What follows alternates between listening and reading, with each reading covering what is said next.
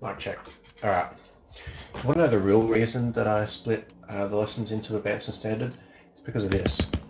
This, I do believe, is one of the hardest things in this topic, and I always have to reteach myself this because I do find it very confusing. You might not find it as confusing as I do, but I definitely find it confusing. And it's long division. Now, I'm going to start with a numerical example, which is what I was getting you to do last lesson. And I'm going to show you a little bit of a difference to, I'm not sure if the bloke did it in the video, I did watch it. I can't remember one of the steps that he did, but I want to show you. So I'm going to start with this example, and I'm going to use the exact same steps to divide polynomials. That's the goal. And yeah, we'll go from there. So I draw my long division like a primary school student, and I say, okay, well, 65, and then I draw this little thingo, and I go 9, 9, 4, 7, and then I say to myself, okay, let's zoom in on this. How many times, oh, there's no lines in the video, god damn it. All right, how many times does 65 go into 9? Okay, it doesn't. So then I go, how many times does 65 go into 99? Okay, and that's kind of where I start. And I say, okay, it goes in one time, and then you would think about what your remainder is. And a way of working out your remainder is by going like this. The term that I've got on the top, the 1, I multiply it by my 65. That's quite easy. That's just 65. And then I make a subtraction. And this is how I find out my remainder from that. So then I go, okay, that minus that. I draw my subtraction line. 99 minus 65 is 34. Okay, and then this is my new divisor, the new thing that I divide by. And so then what I do is I bring my next place value down. So I bring the 4 down to here, and that's actually my new divisor. So then I say, okay, how many times does 65 go into 344? And yes, that's probably something you need your calculator for, and you might be thinking, why didn't I just do this whole thing in the calculator? I'm telling you, it's the steps. So how many times does 65 go into 344? Off the top of my head, it goes 5 times. So it goes 5 times. Generally, you line these up with like the unit that you're working with. So it goes in 5 times. And how many left over? Well, what I do is I get my 5 and I multiply it by 65, which is exactly what I did before. So 5 times 65 is something I need to use the calculator for. Okay, that's 325, and I make sure my units line up, and then I make a subtraction. So then the value I've got here is, using the calculator again, is 19.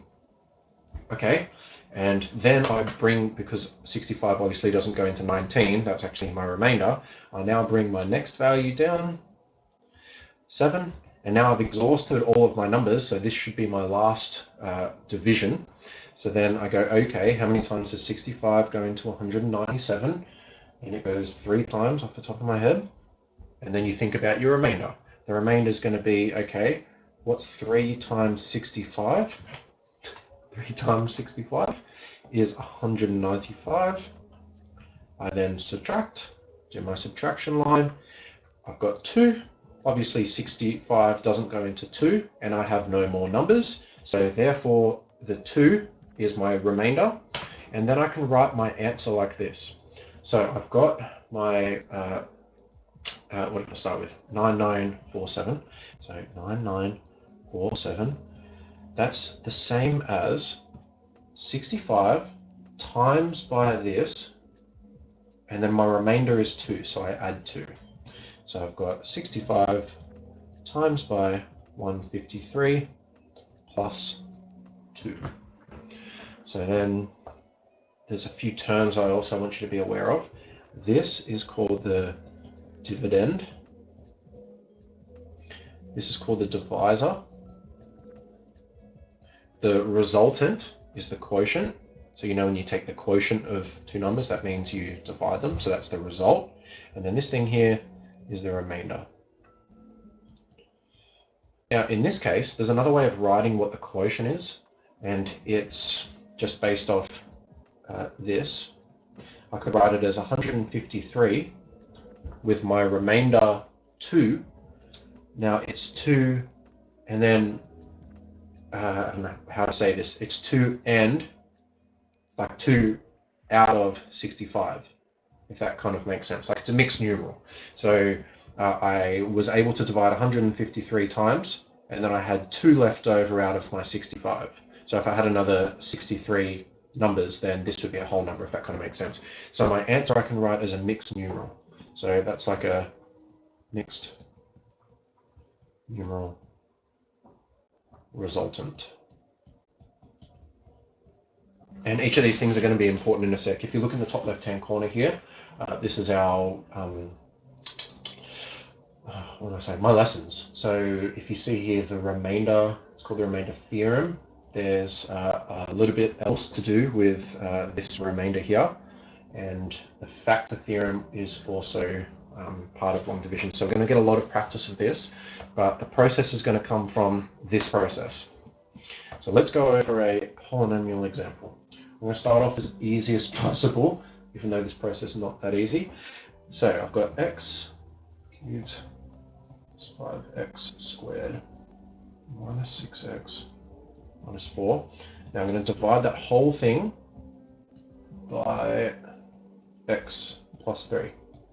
So what I'm doing is I'm getting a polynomial. This polynomial is a cubic, and I'm dividing it by another polynomial, this one, and it's a linear polynomial, degree 1, this one's degree 3, and we're going to see what happens. It doesn't really make sense what polynomial division actually is, but what I want you to think about is, see how here, this is the thing that I started with, that was my dividend, like the value that I wanted, and I was able to rewrite it in terms of 2 of its highest factors and a remainder. Actually, these aren't factors. 2 of like a multiplication and a remainder. So I was able to rewrite it. And I guess the way you can think about this is, we've seen this before. Think about this as a simple quadratic, like x squared plus, I don't know, 6x plus 2 or something. And then think about the different way of writing it as being something like it being factorized plus a little bit. And think about where we've seen that before. That's completing the square with our little plus 2 or whatever it is on the end. So it was we thought of completing the square as some really stupid technique of just doing like who knows what, whereas then we were able to graph these things using the form of completing the square. That's kind of where polynomial division comes in. See how we're able to rewrite our number as this thing, or as a mixed numeral. That's kind of where we're heading towards. So we want to be able to graph something like this, because you'll know before that we weren't able to graph something like this at all, because it was a cubic and it was can't really factorize it or anything like that. And this probably doesn't factorize nice anyway. Okay, all that out of the way, let's actually divide this thing. So I'm going to use the exact same steps. So this x plus 3 goes on the end, and then I've got all this junk, so x cubed plus 5x squared. This is honestly the reason I split up our lessons, because this is going to take a bit. I'm going to do 3 examples. So this will be a long video, so just warning you, this is why the video is so long, because I'm going to go through these quite slowly. There's an alternate video on here that I'm going to post. So I've made an alternate one, which is a lady that's also pretty good at this, and she was very clear. Sometimes I'm not very clear. So if you don't understand what I'm saying, maybe watch that. Okay. I say this is a simple example because it's got all the terms. There's an x cubed is my highest term, then an x squared, then an x, then a constant. And this one's an x and a constant. So they go in order of like my powers, if that kind of makes sense. Like I've got 3, 2, 1, 0, and this is 1, 0. When they start skipping things, that's when the question gets a bit harder.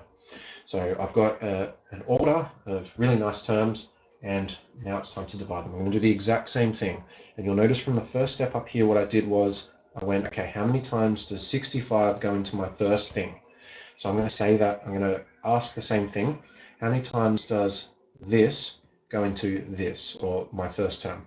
Now, what I only care about in my calculations is my highest power in each of these.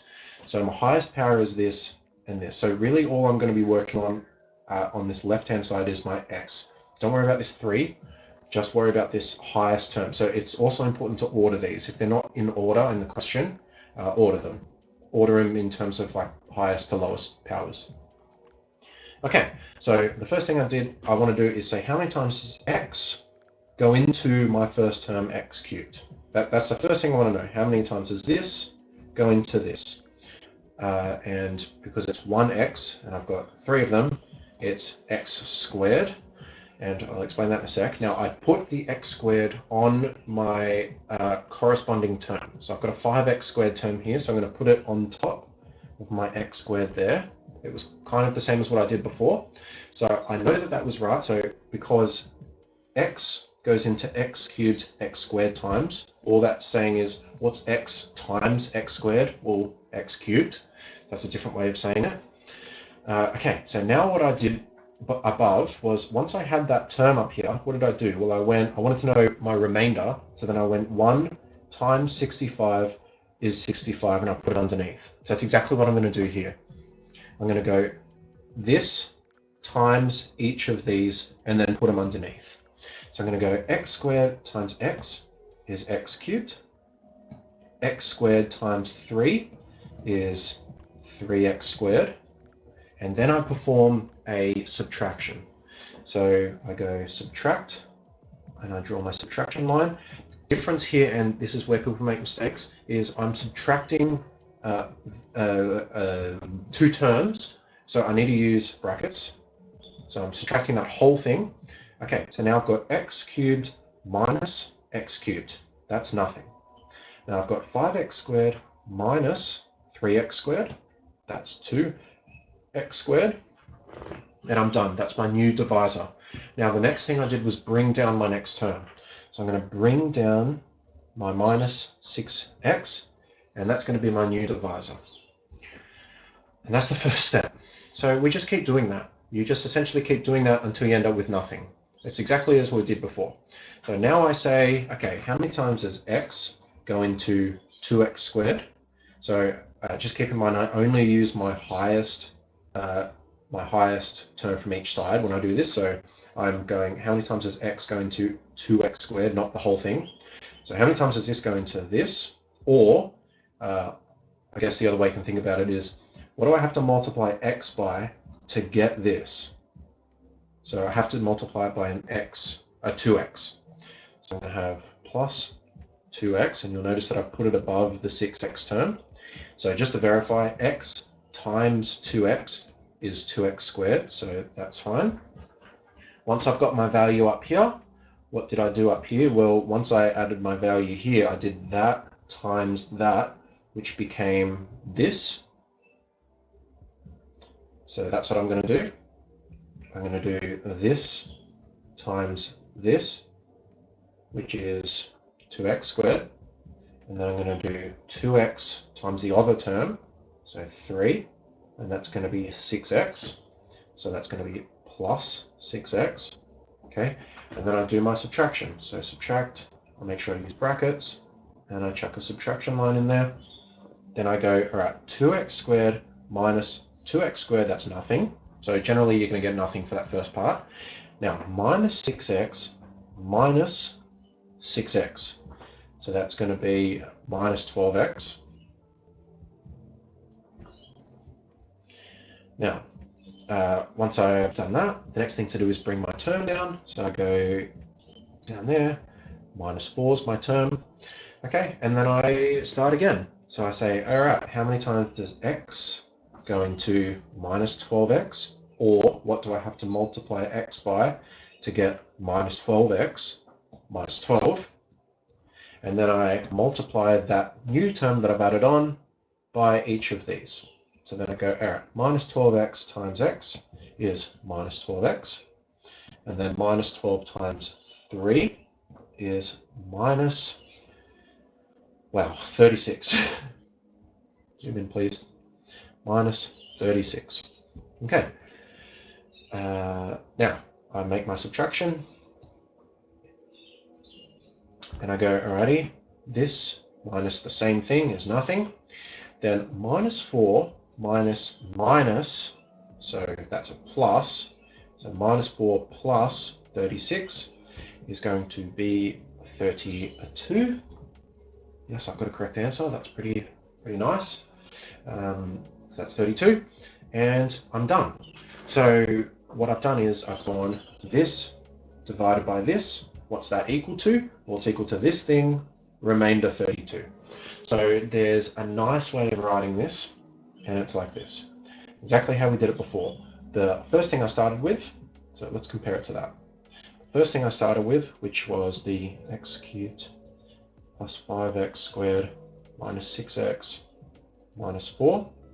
I'm going to split this video into two parts, I think. Okay, so this is equal to my two terms times together, just like these were. So I'm going to use brackets, x squared plus 2x minus 12, x plus 3, and then my remainder added on to the end.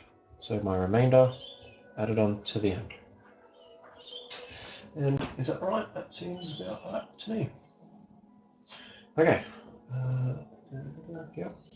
Now, my dividend is this thing. My divisor is this thing. My quotient is this thing. And my remainder is that thing. Now, why did we do that, I guess? Have a look at this. I had this disgusting thing that I could not graph. Now I can possibly graph this. I've got a factorized term, a term here that I could possibly factorize using the quadratic formula, or can I think of two numbers that add to 12 and times, add to 2 and times negative 12? 6, 3 and 4, no, 6 and 2, maybe not. But they would. You can factorize anything using quadratic formula. And then I just add 32, so I just raise the whole graph up 32. So this is something I can graph now, whereas this I definitely could not. Yeah. So that's the basics with quadratic polynomial division. What I'm going to do now, that's 16 minutes. What I'm going to do now is go over two more examples that are a little bit harder. And if you feel confident, no, actually, maybe, yeah, I don't know, maybe watch the other one as well. I don't want you sitting in front of the computer watching videos for 45 minutes, but yeah, anyway. Okay, so that's going to be that one, and I'll make another one for the hard videos.